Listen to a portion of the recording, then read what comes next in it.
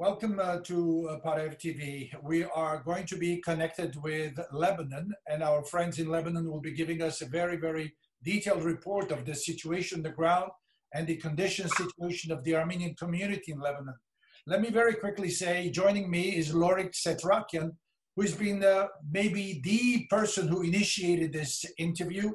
And this interview was also facilitated by the leadership of the AGBU. And two names I'd like to mention are Ani Manugian and Anita Ansarian. Thank you to all the many people who helped us bring the news of the Lebanese Armenian community to the public. Before we go to our guest, Lorig, let me ask you, when you heard the blast and the reports of the blast, I believe it was August the 4th, just 5 days ago, what was your initial reaction? So when I heard of the blast, I was working from home that day. It was, you know, we had the TV on, we had social media on, and it was just completely unbelievable. It was a surge of emotions. My heart just dropped. I was really in shock, and the questions just started going. What's going on? What does this mean? Who's impacted? What do we do? That was a big question on my mind. How do we help? So, you know, I kept refreshing my feed, trying to gather as much information as possible. I remember a few years ago, we had gone back with the AGBU for AGBU Focus, hosted by the young professionals. We had built so many memories in Beirut, and it was just very deeply upsetting and disturbing. So I contacted my cousin Ani. I wanted to get the word out here, and we had been talking about doing things like this. So I just really wanted to talk to somebody there. So we have Dr. Krikor Sahakian on the line, and he's going to talk to us a bit about how we're rebuilding, how the communities there are doing, and I'm very optimistic about the resilience of our community and what we can do. So I'd really like to get started with Dr. Sahakian. I know you have some information about Dr. Krikor Sahakian. Can you share it with us? Sure. So what I know of Dr. Sahakian, he's a pharmacist and he's a professor in Beirut with a location in Ashrafia. So he's on the line with us. He is with the disaster relief unit with the AGBU, and they're doing a lot of great work and they need our help.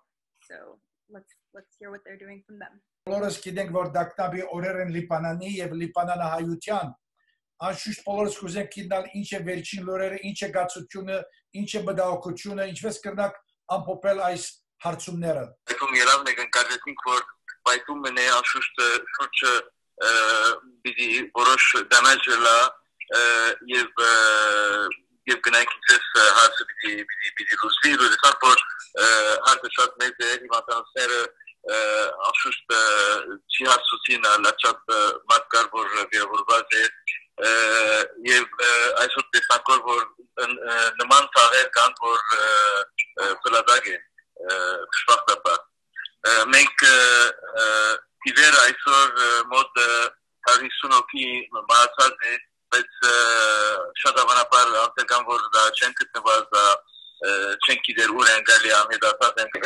Even our centers have been damaged. The regional center in Bay has losses, and there were 3 people injured. The same for our medical dispensers, 2 medical dispensers, which had huge losses in their infrastructure and in their equipment.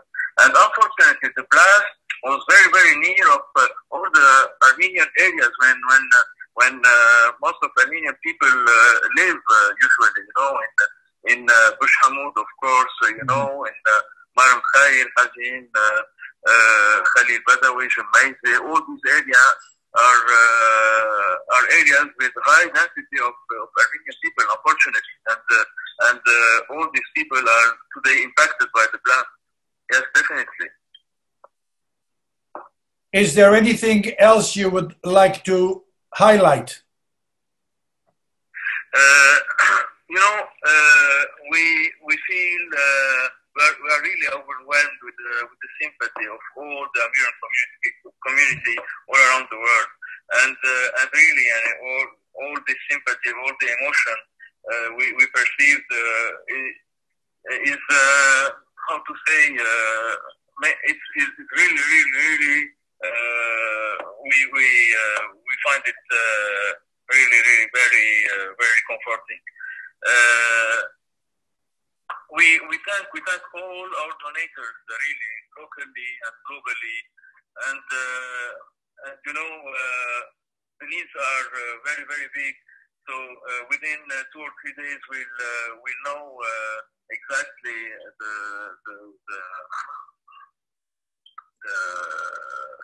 the dimension of all this disaster, and we'll be able to put numbers and so on. So if you like to donate, I think the easiest and the simplest way is to keep to reach AGBU headquarters in New York, and this is it. And really, really, we thank you for being in touch with you, and we thank you for all your solidarity and your sympathy with Lebanon, and especially with Armenian people in Lebanon. Thank you, Dr. Sahakian. I have one other question for you. So besides donating, are there other ways of getting involved and helping? You know, people have been asking me, can we go? Can we actually physically go there and spend time and help and all that? Can you think of other ways if you can't donate financially? We'll probably have needs in material, you know, in material like alumina, like glass, like such material, because it's obvious that the stocks we have in Lebanon are not enough and sufficient, and the needs are huge. So these kind of help will be really welcome. To come here physically it's a little bit difficult for the time being, you know, with all these problems with travels and the airplanes and the COVID and so on. Locally, honestly, we have the people, and we have the technical. The people we have locally can meet all the technical needs, all the medical needs, and so on. Dr. Sahakian would like to thank you for taking time out. I know you are having meetings every day. We wish you all the best. And you know where AGBU is. AGBU is not only in New York, AGBU is throughout the world. And Armenians are one in their efforts to support Lebanon and Lebanese Armenians. Thank you very much. Thank you for listening to me. Thank you. Thank you. Lorig, as you know, there are so many questions we have, and it's very difficult when on the other end, Dr. Sahakian was very much concerned with the well-being of the community. But what do you think in terms of every decade or so, there is another wave of Armenians leaving Lebanon? I don't know when your parents came to America, but many people came in 1975 during the Civil War. But do you think this will be another reason for people to leave Lebanon? And where do you think they should go? Canada, America, Armenia? What do you think? I think it can be a reason for people to leave if they make it a reason to leave. I think if we show our support, if we donate enough and we send them the materials they need that they can rebuild, why would they leave? I mean, to me, there are a lot of questions, like what's going on with the government? I know a lot of people are saying this is a big opportunity for the international community to put pressure on the government to change, to reform their systems, to make life better for people there. So I think we need to do everything we can to support and contribute towards progress for our communities and for the government. And if people want to leave, I think it's risky to go anywhere like Armenia, the US, but they should. I mean, I would, if I lived in Lebanon and if I really, really had no other way, I would probably want to go to Armenia. But you know, I always don't want to encourage people to leave because we have roots there. But at the same time, I want to say if you're absolutely desperate, then wherever there are communities, there should be people welcoming others. You know, you have been there, you have loved the area, the country, the people. Obviously, your parents are from there. And there's a lot of vibrancy to that people, to that. I don't know where do they get it, because it's very unique to Lebanese people as opposed to Jordan, Iraq, or other Middle Eastern countries. Lebanon is very, very special. Obviously, we'd like to see them there, but obviously also every family wants to make a living. They want to live peacefully. They want to have opportunities to move forward. And I don't think there are enough opportunities. As you said, the political situation, economic conditions are super unstable. And if you open the TV at this very moment, all you see are people protesting against the government. I don't know what they want. I don't know what they will get. I don't know how things will be improved.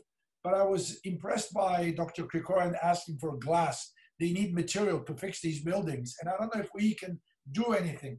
And if asked, you ask him, do you need manpower? Would you go there if need be, if could be, to help?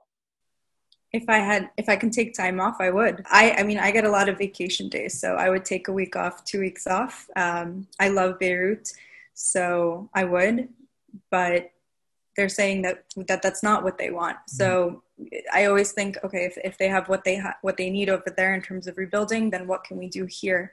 What's the best? Like, I work at the Fed and I'm thinking economics, like what do I specialize in? What can I do best here, basically? Money is a shortcut. Yeah. Or I don't know, do we know people here that work with glass and things like that? Would they be able to donate? We can research, we can look, we can ask around. So that's something to do. Anything else in closing, Lorig? Thank you very much for helping out with the interview. Honestly, there's a lot of support I got from the AGBU headquarters, and Ani Madougian sent me dozens of pictures, beautiful, impressive pictures, which we'll be sharing on this video. And Anita Ansarian, she's always there to help. And the people on the ground in Lebanon also were very supportive. It was not easy to connect with them, to bring the voice at least of Dr. Sahakian. So thank you very much. What is the mood here among the younger people here? What is the mood in New York, New Jersey area? I think the initial reaction was very upset, sad, but I think what I see mostly is people standing up, asking people to support, to help our Armenian friends, our non-Armenian friends, and that's always inspiring, and it always helps me remain optimistic. That's a beautiful way to end this interview, with the word optimistic. Let's all hope to be more optimistic. Lorig, once again, thank you very, very much.